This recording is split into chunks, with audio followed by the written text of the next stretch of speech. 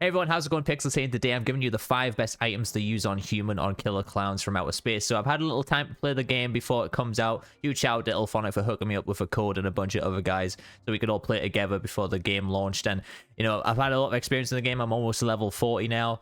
And, you know, just learning all the ins and outs of the human and using all the different items. These are my personal favorites to use, and I hope they help you guys out when you do eventually get to play the game. Okay, so this is in no particular order. These are just items to look out for, by the way. I'm not really saying that these are more stronger than the other ones, but so the first one I have written down here is a knife / sharp object. So in this game, you can have a fire axe, you can have a fire poker, or you can have a knife as a sharp object. I don't think I've found anything else that classes as a sharp object, but it's always very handy to have one of these in your inventory.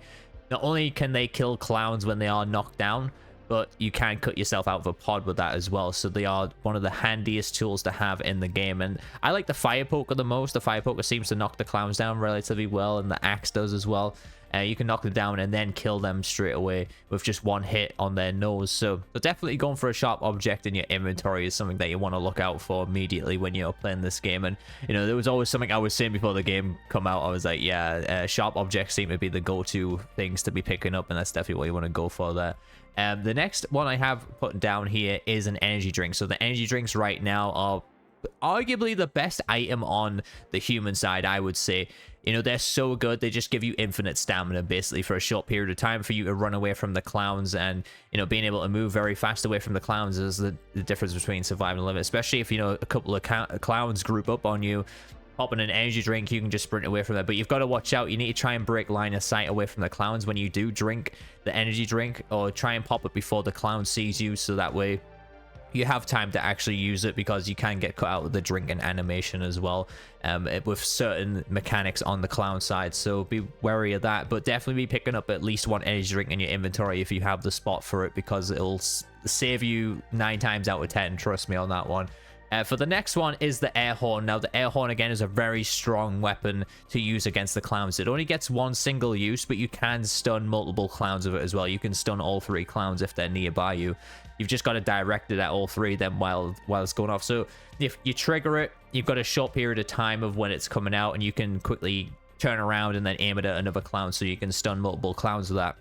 Like I said, it's only got one use, so it's not super powerful, but it's a get out of jail free card, as I like to call it. And again, it's a very helpful, survivable item that you kind of want to have in your inventory there if you don't really have an energy drink to run away, or even combine it with an energy drink and a stun. That can work out great too.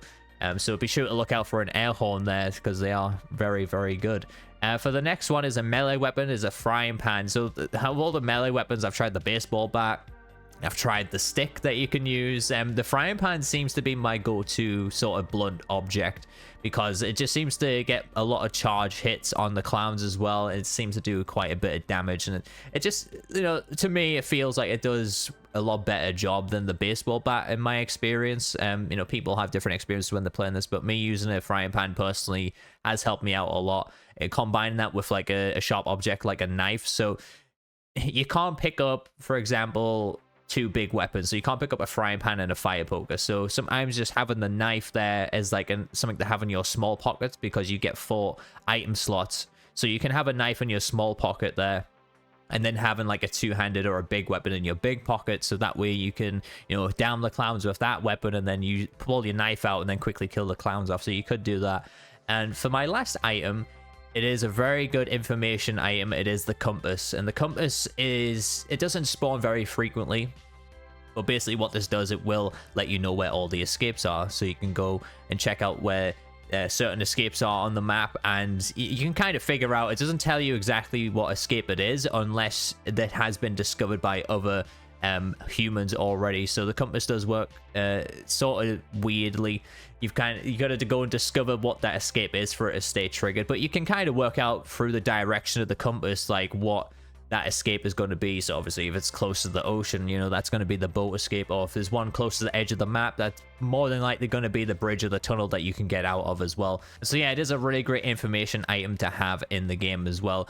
Obviously there's items to pick up like spark plugs and the keys and things like that. I'll probably do a whole guide of like each escape in Killer Clowns as well, and to help you guys out and trying to figure out where to go in the game and what to do and what requires what etc. But anyways, hopefully you guys enjoyed this video. Feel free to leave me a question or a comment down below, and hopefully you find it informative for when you're ready to jump on Killer Klowns, and hit that subscribe button for more Killer Klowns content on this channel. I have been Pixels, with my awesome reviews. I'll catch you guys in the next one.